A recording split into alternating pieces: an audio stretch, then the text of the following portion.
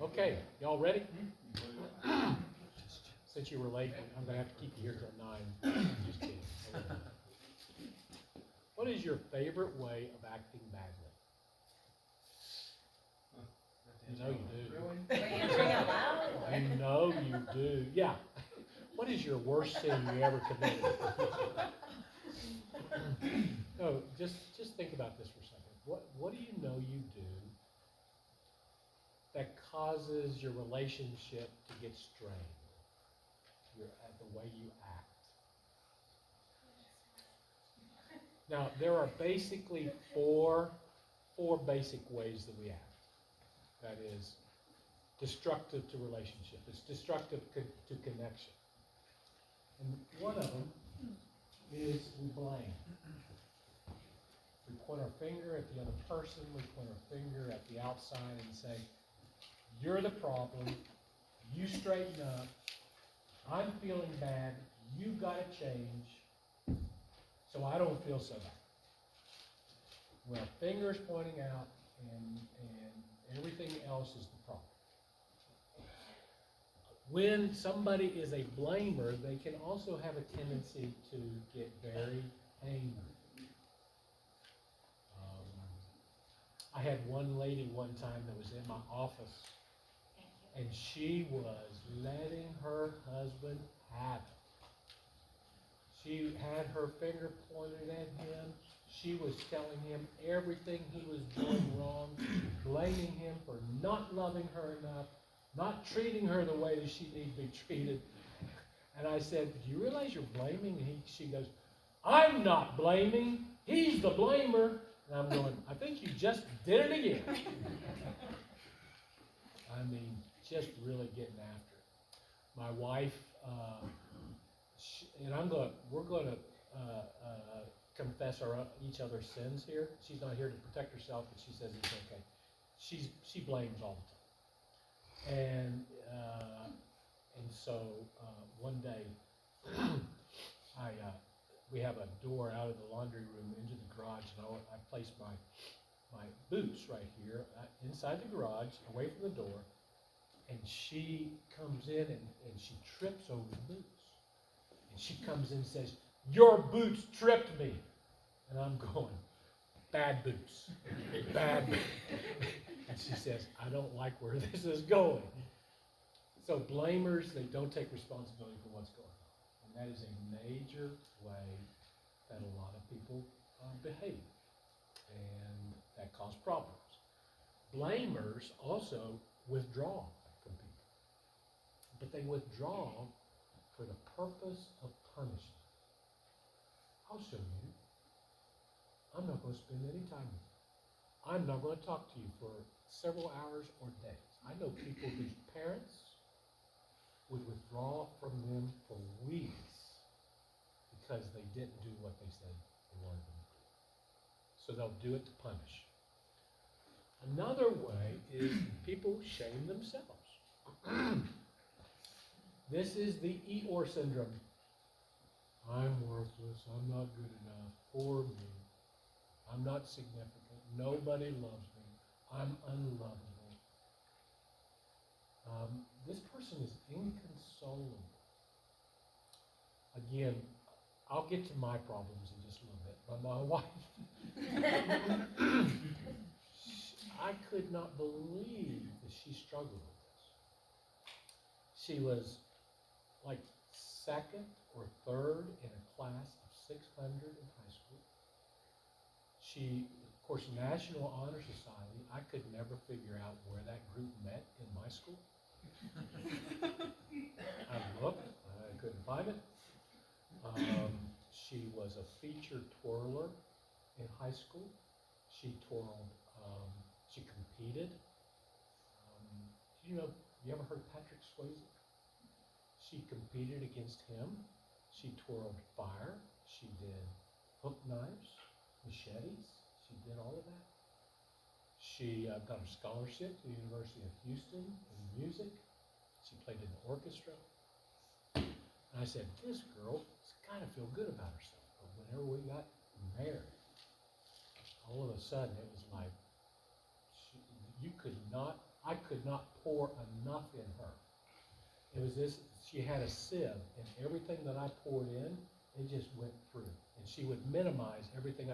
No, how can anybody love me?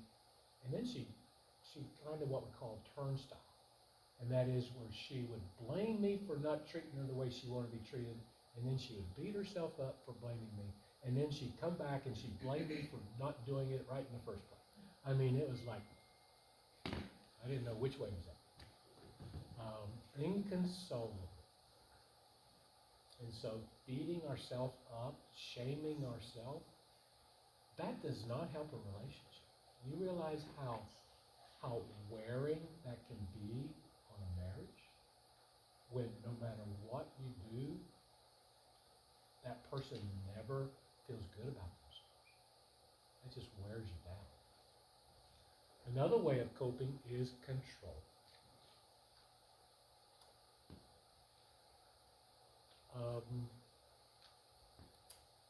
Any controllers in there? Of course. Usually we have a room full of them. This is where nothing is done right unless I do it.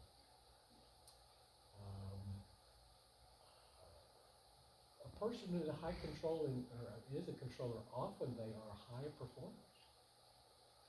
And the reason why is they believe that if they can perform at a certain level, for instance, I go to preacher school, then I get my master's.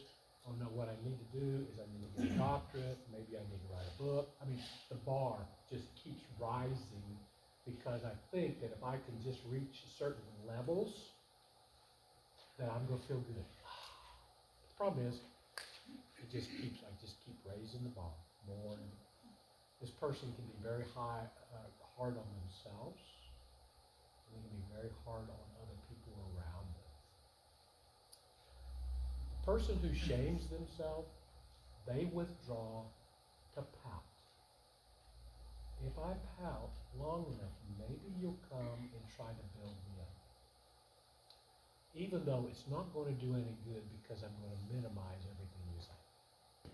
The controller is going to withdraw to kind of put a protection around it. They're going to wall up, so to speak, hide behind, because I can't count on anybody. They're not doing it right. If they would just follow my instructions, my world would be better, but they're not doing it, so I'll do it myself. And that wall can become pretty impenetrable. Now, no fair nudging each other. I see a lot of nudging going on right now. It's not, everybody has different ways of controlling. But I think research will put, and I hate to say this, but research is going to indicate that most of it's going to be a woman when it comes around the house. Because nobody can clean, nobody can organize, nobody can bowl like mama. My wife, whenever we first got married, later on in marriage, not very far, we're going to have people over. And she says, okay, Wib, I need for you to clean the bathroom. I said, okay. Well, it was Sunday afternoon, and there's a ball game on. So I lay down and I start watching the ball game. She comes in every 5 minutes. Have you cleaned the bathrooms yet? I told you I need to clean the bathroom. I said, I'll get to it. Finally, after about the 10th trip in to try to get me to get from my ball game and go clean up the bathroom, I said, Janice, when do you need the bathroom cleaned at the very least? At the very last, what do you need? She said, well, they're coming at 6. I said, if it was clean at 5:30, would that be okay? And she said, yes. And so I did. This was an issue of trustworthiness. We'll talk a little bit about that. If I say I'm going to do it at 5:30, I better do it at 5:30, or I'm going to continue to get nagged at the rest of my life. So I do it at 5:30. Now the key is that after I clean, I step back and then I watch her come in and clean it better. That's okay. She feels good about that. At least I knocked off the hard stuff. I don't know what it is about her, but she can come in and just, and it looks so much better. than anything I could ever do. So I say, why don't you just start it first? Just do it yourself. It's called planned incompetence. I apparently am very incompetent about it. So she does that. But controlling is very isolating. You become very alone because of this. And again, this person also can withdraw, but they withdraw for the purpose of protecting themselves. I'll hear somebody say, I just had to pull myself together. There goes the wall. I can't trust anybody but me. There's the wall. And so they're protecting themselves, and sometimes it's very hard to get in. They're afraid to let down that wall, because if they let down that wall, people, what's going to happen if I let down my wall? Any ideas? Come on. It won't be done your way. Lose control. There you go. I'm going to get hurt. I feel vulnerable. Things aren't going to go my way. So that's the reason why I put the wall up. The last way that we cope or we behave that's bad is we escape. And sometimes we say escape/chaos. Escaping is, I don't want to feel. I'm checking out. I don't want to deal with anything. This is where some really unhealthy behaviors can develop. This is where you'll get alcoholism, drug addiction, sexual addiction, Candy Crush, Facebook, church work, hobbies, anything that says I don't want to deal with anything. I'm checking out. You can use basically anything to do that. The reason we call it escape/chaos is because when people escape, they often don't follow through with what they say they're going to follow through. They procrastinate. They're not responsible. And that causes problems. That's why it's called chaos. These people, when they use that kind of coping style or behavior, they withdraw also, but it's only to avoid. And I guess it's time for me to do this. I would do blame, control, escape. I was a 3-stepper. My wife was a blamer, shamer, controller as well, but it looked different.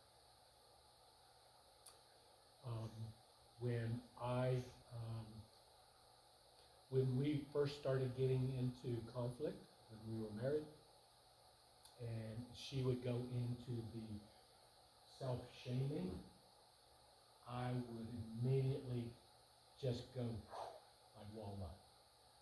This is too much. I can't take this. In fact, you could almost feel me go behind the wall. I can feel control coming 100 miles away. And whenever I start feeling control, I become very uncooperative. I'd say I'm going to do it myself. I'm first going to blame everybody for not participating the way I think it ought to be done. Then I'm going to start doing it myself. And then when that doesn't work, I go and I play video games. I don't play video games anymore. I try to stay engaged. But that's how this works. And so when you think about those kind of behaviors, I know that as I was saying all of these, you were, in essence, saying, yep, I do that one. Yep, I do that one. I know none of you said, yep, he does that one. Yep, she does that one. No, I'm sure none of that took. But what I want you to do, first and foremost, is I want you to think, that's what you do. And when you do it, connection is lost. You cannot connect when you're doing this behavior. This behavior is not safe. physically unsafe? No. But there is no emotional connection. None. So, there is one skill that you have to have in order to overcome this. It's bigger than that, but there's just one skill. And if you don't have this one skill, relationships are not going to work, especially marriage. You will not be successful in business. You will fail in education. And that one skill, go past this friends for me. It's called emotional self-regulation. When certain emotions start bubbling up, if you aren't able to control those, researches indicate you will not have good relationships. Scripturally, we call that self-control. You have to have self-control. So when we look at 2 Peter, did I do this? There you go. But the Spirit produces the fruit of love, joy, peace, patience, kindness, goodness, gentleness, faithfulness, gentleness, self-control. There is no law against these things that are wrong. Some people, we even go so far as to say, all of these are based on you having self-control. If you think about it for a second, there's some validity to that. 2 Peter said, for this very reason, make every effort to add to your faith excellence, to your excellence knowledge, to your knowledge self-control, to self-control perseverance. Self-control is essential when it comes to a relationship. That means that all of those behaviors that we talked about, acting badly, somehow you're going to be able to have to control those and not let them take place. But it's not as easy as that. You guys know that. Because they keep coming up. Why in the world do I keep doing the things that I do? Reemphasize again the importance of self-control. Self-control is a big influence on the course of how people live and operate their life. We're looking at the most important influences on issues like college students' grades. Research has shown that self-control is the only measure among dozens of personality traits that had predictive power on grade point average. Also holds true on SAT scores as well as the students' IQ scores. That's how important it is. Individuals who are better at self-control are better regarded by peers. Who wants to be around somebody who's always flying off the handle? Who wants to be around somebody that is always running and avoiding or beating themselves up like Eeyore? They are good at forming and maintaining secure relationships with others. They are more empathetic with others. And they are more stable psychologically with less anxiety, depression, and drinking problems and getting less angry and aggressive. That's how important this is. Come on. Is there another one? Nope. Self-regulation of emotions is the most predictor of unhappiness in relationships and resulting demise of those relationships. I've seen that over and over again where if these people, that couples, a lot of the divorces take place because they practice these behaviors that we talked about in some form or fashion. They don't try to control it. And in some regards, they believe that it's okay for them to have. It does not come naturally. It demands attention, ability, and intentionality. It is not a popular virtue. And in fact, we have a mentality within our society that, no, I'm feeling this, and I've got to react the way that I feel, or I'm not being true to myself. Self-control is out the window. I feel like raging, I'm going to rage. Because if I don't, I'm not true to myself. I feel like doing X. Since I feel like it, I've got to do it, or I'm not true to myself.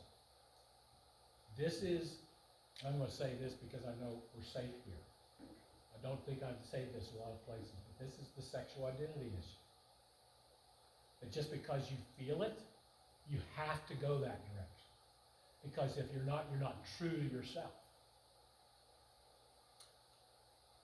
So what gets in the way of doing what you know you should?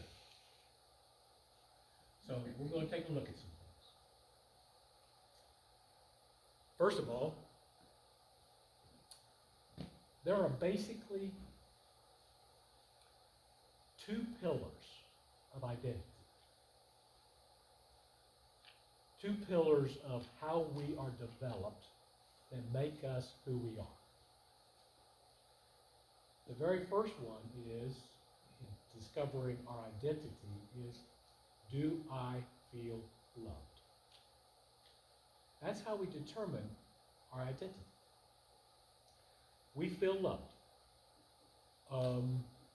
when you are raised in an environment where you have other people in your environment that continually express to you, you are wanted, we like being around you, you're unique, we love you, you're special. That love is interpreted as, now I know who I am. I am loved. Look how special I am. I'm unique. The problem is this. You may think that I'm full of baloney, but believe me, the research is out on this. The effects of us when we are young directly affects what happens to us when we're older. You can poo-poo it if you want, but the research is out. And the brains of a child, while it may be filled with all this good stuff, when a negative message is sent in, it grabs a hold of the negative message. And then when that's repeated over and over and over again, then that's the message they begin to accept as their identity.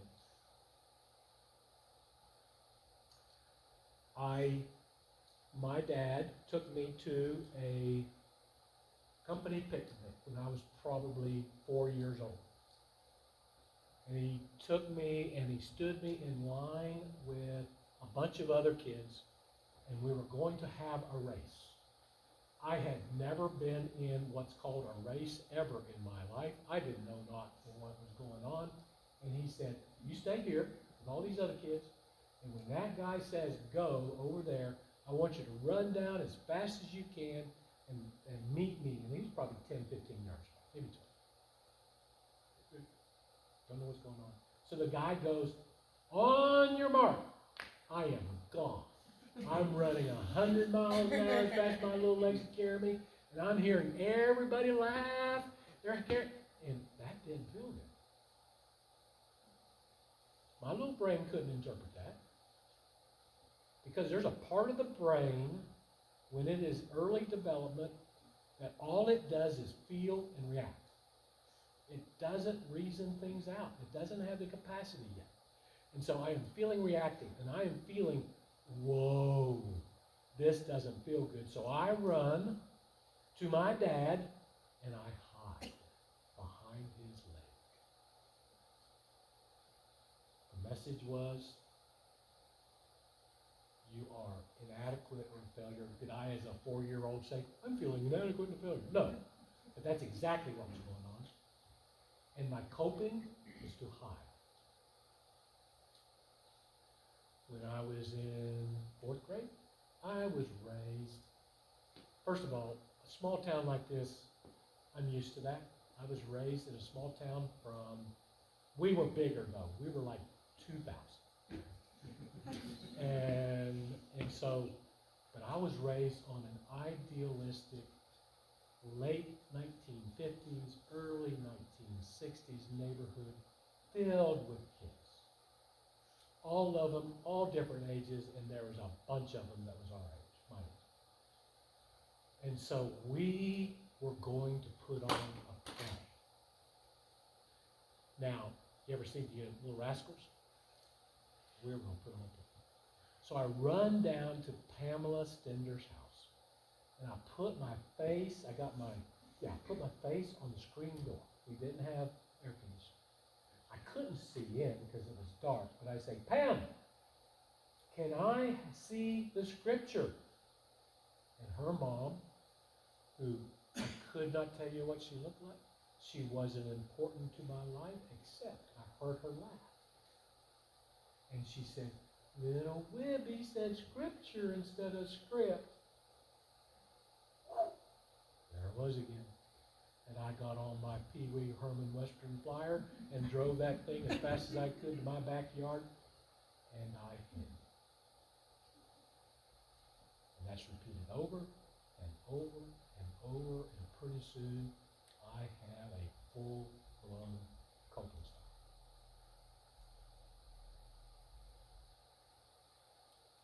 Because the message that I was receiving was insulting my identity. Love is an important factor. And when we have either a violation of love or we're confused as far as the message of love, that's why we end up coping the way we do. You think about this for a second. If you slow yourself down and say, I know I lash out, and often it is because I'm feeling worthless.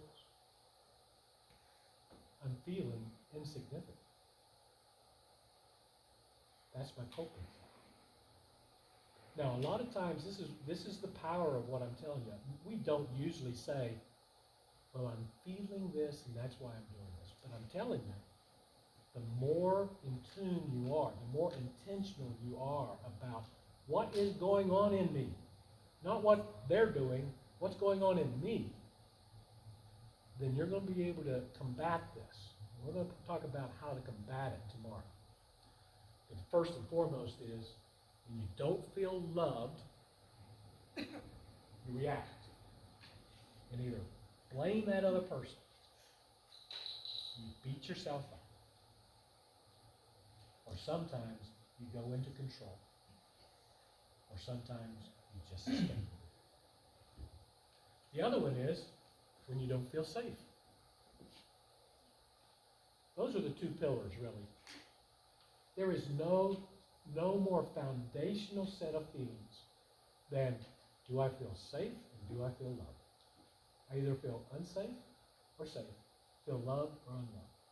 Now, parentheses this, and that is, where do we get these, our messages when we're young?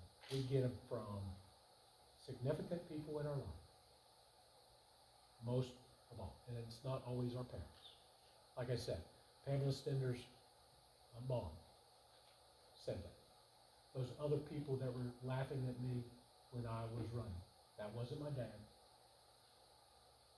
So they were giving me those messages. When you have small children, your adolescents, they are struggling with those negative messages. And you're not the only influence. I tell parents all the time, I want you to be the most perfect parent you can. I'll still see them in therapy. Because you're not the only influence that they have, but you are the ones who speak love into them, identity, but also safety. My dad was he was raised by an alcoholic father. And for some reason, he was very, very rigid when it came to, Wib, you will be responsible. I remember one time, I came in, it was Mark Evans, got his driver's license, and for the first night, we were going to go out. And so Dad said, okay, Wib, what time are you supposed to be in? Curfew was 11. He said, okay, Wib, you have 4 hours to be on time. It's 7 o'clock. 4 hours to be on time. Not 1 minute passed. I said, okay. So 5 minutes after 11, Mark and I come in, and Mark Evans comes in with me. He says, Mr. Newton, I am so sorry for getting Wib late. And my dad says, Mark, it's not your fault. It's Wib's fault for having a friend that would get him 5 minutes late. I was restricted for 2 weeks. One moment my dad could be laughing, and the next moment I might get a backhand across the face. It was not safe. But that really didn't bother me, and for years I couldn't figure out why in the world there's something in my background. I know this is what I do. I know that I get uncooperative. I try harder first, and then I become uncooperative. And I knew that that was usually a symptom that something in my background wasn't safe. And I really beat my head up. I said, I don't know what would have taken place. And then, as I've been working with couples on this whole stuff that we're talking about tonight, and I had been doing it since about 2007, and it took me about 3 years ago. I said, that's it. I was growing up in grade school and in junior high. I was always in a fight. And it wasn't Wib against one person. It was always Wib against 2 people. And it didn't matter where I go. I would go to the playground and we'd play football, and I'd end up in a fight.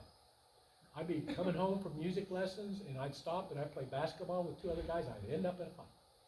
And I remember specifically being in my front yard, and my down the street neighbors, Steve and Charlie, are beating me up in the front yard. Now I have a little brother who's 2 years younger than me. You ever seen those cartoons where scramble, scramble, scramble, pew, and then this guy comes back in? That was my brother. Pew, come back in, pew. He was worthless. And so I'm fighting, and I know, I see my dad looking at the fight in the picture window. I know for a fact I cannot go inside. The rule is, don't start it, but you finish it. Well, I'm not sure I finished it, but they got tired of beating me up. So I go inside. I got my blood, busted lip, nose, black eye. He says, okay, Wib, you know what you got to do? No, he says, get them alone, by themselves, make them pay. I did. The message I got that day, as I thought about it, was, Wib, you are on your own. You're on your own. And at that point, my world was only going to be safe if I took care of myself. There was nobody else for me. Safety is huge. You cannot have a relationship if it's safe. It takes 3 things to be safe. Predictability is one. And we're going to talk the last session on trust and rebuilding trust and forgiveness. So I'm just going to say these 3 things, and I'm going to expand on them that day. But it's going to be predictability, openness, and fairness. With those 3, trust is developed. Safety is developed. The other thing, and that kind of goes with the next one, and that is, the next one is, come on. Wake up. This thing goes to sleep on me. Sorry.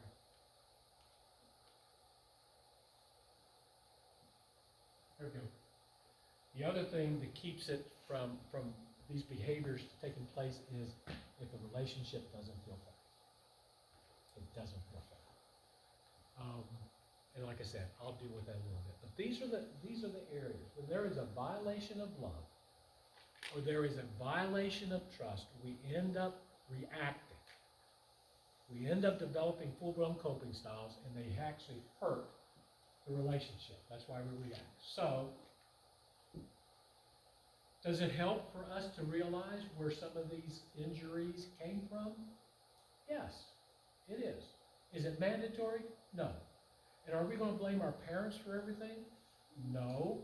And I'm not blaming my dad.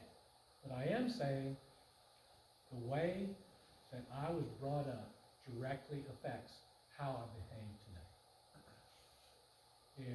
In terms of, if you guys have teachers in here or other people in counseling, it's called attachment. The things that you do or have take place in your life, in the early years of your life, directly affects you today. So, let me show you my marriage. Now, what I did here for other purposes, I put Jim and Sue in here. It's really Wib and Jam. Okay? Full transparency. These are the emotions that I struggle with. I never want to be perceived as weak. I hate being controlled. And it's one of the reasons why I really struggled in church work and working with elders. I hate the feeling of insignificance. Whenever I feel these, whenever they come up, and they can either be a feeling or a perception. I want you to hear that.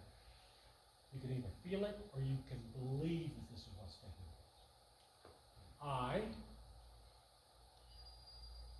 get defensive, then I withdraw to avoid, and I get very independent. Just think about this for a second. If you were in a relationship with me, and I did that, anytime you fired off those feelings of mine, how would you react?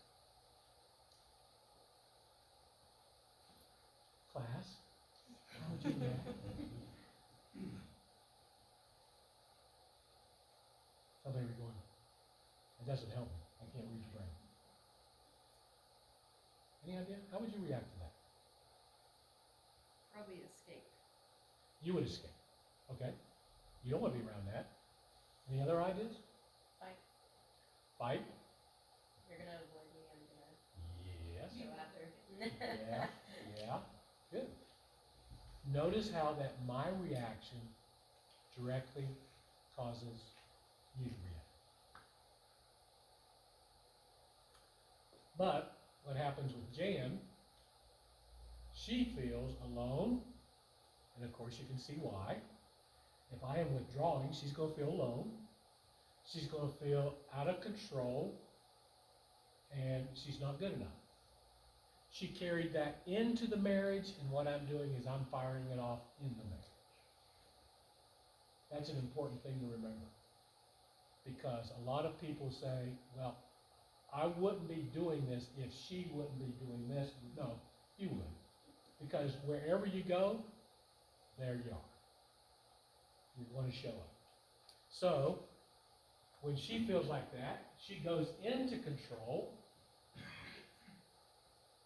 which doesn't help me because I hate feeling control. She goes into perfectionism, which really doesn't hit, well, it hits the control, but it also hits another one of my pains, and that is I'm not measuring up, I'm not good. Or she blames, and then she stuffs. Actually, she stuffs way up front. That's the first thing she does. She stuffs, and then boom! I'm going, what in the world happened? You should have known. That's right, because I can now read your mind. So, Sue controls perfectionism, which causes me to feel controlled and weak and insignificant, and we go into what we call the pain cycle. It is a cycle that insert topic, insert issue, this shows up. Constantly, over and over and over again. Now at the intensive, what we do is we spend time really looking at where these pains come from. A lot of times we have to do some serious healing around that. But just being aware that that's us. That's what we do. Can be quite enlightening, but that's not the total answer. Because, yeah, okay, you do that. How do I get out of it?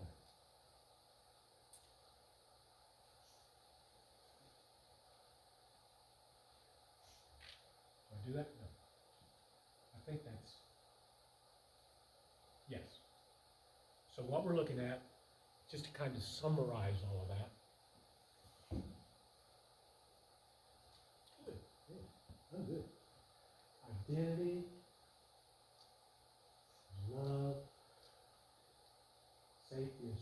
we call that pain. We all have it.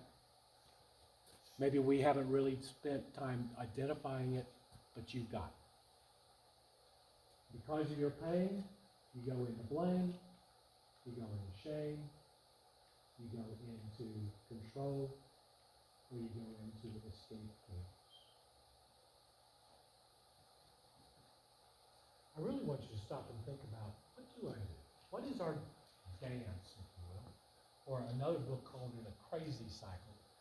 But this has got a different foundation than what you read, like in Love and Respect, if you read that book or things like that. This is identifying the fact that the pain is coming from violations or confusion over whether you're loved or whether you're safe.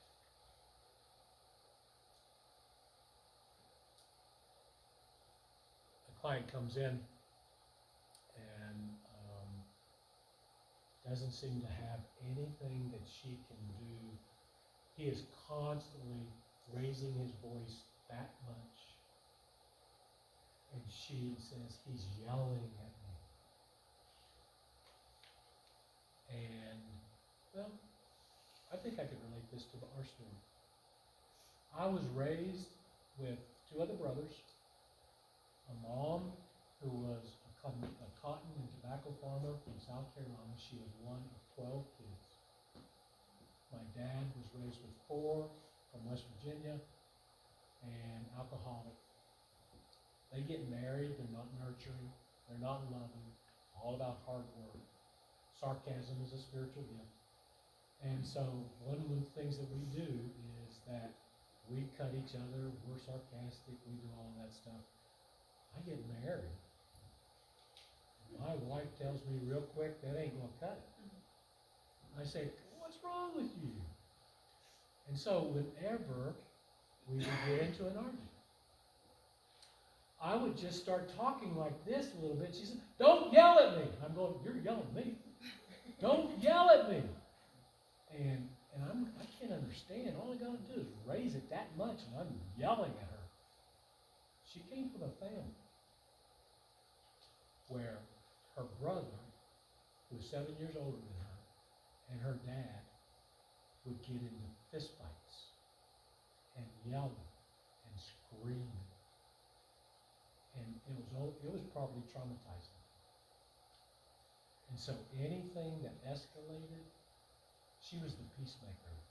She was a little angel. Everything was good. She stayed perfect. She was under the rain. And that's what she strove to do. But if I started yelling like this, it just fired back. I'll end with tonight and tomorrow we're going to be talking about how to get out of this. Realizing that you're in it is not the answer. It helps. It's like a X-ray. You know, before you can fix the bone, you got to figure out what the bone is that you're fixing. But there are 5 things, and I may even address this, but 5 things that if a couple is wanting to do marriage counseling, that if you have any of these 5, it gets in the way of good marriage counseling. 1, domestic violence. You do not do counseling if there's domestic violence. You can't have a husband and a wife, and the man is husband and wife, the man is beating up the wife, and she is afraid to say anything because she's going to have to pay for it when she gets home. Can't do counseling then. If there's a severe psychological disorder, like schizophrenia, bipolar that's not medicated, if there is an ongoing affair, you can't do marriage counseling as long as it's ongoing because there's a third party that's not in the office. That's unfair. If there's an ongoing addiction, and I'm talking especially about alcohol and drugs, and if there is what we call big T trauma. Everybody goes through trauma. But there are some significant traumas that when somebody goes through it, what happens is they can't regulate themselves. It gets triggered and they go pew,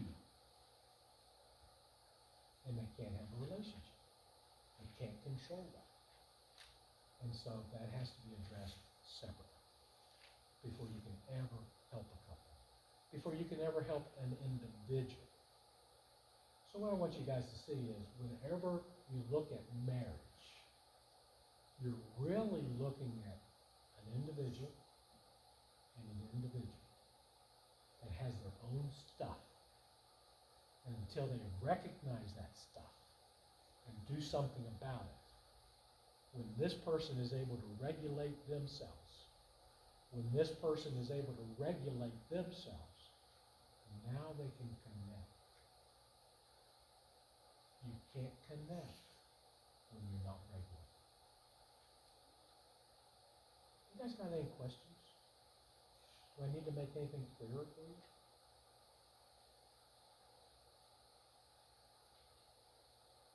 What kind of Bible class do you have? Do you teach? Are they like this? He's not here. Yeah.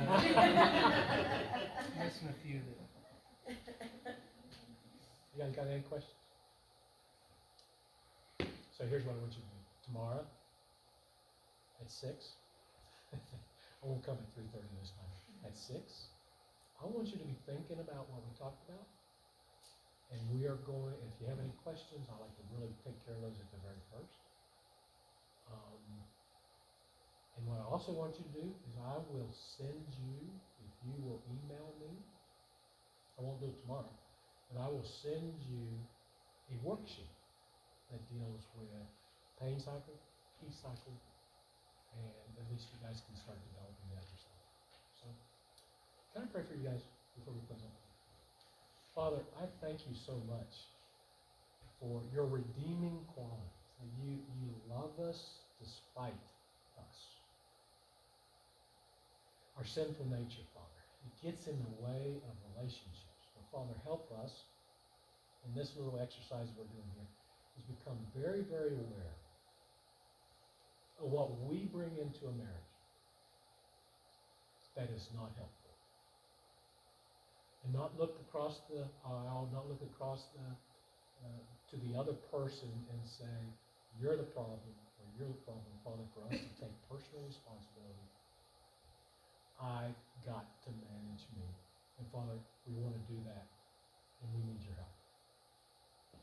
So I pray that tonight they just start marinating on what we talked about, that you will put on their hearts what they need to hear and consider. And tomorrow, Father, may we start showing how we take off the old and put on the new, and what that really, how's that really done. So help us, Father. It's in your Son's name. Thanks, guys. Looking forward to leftovers again. Thank you.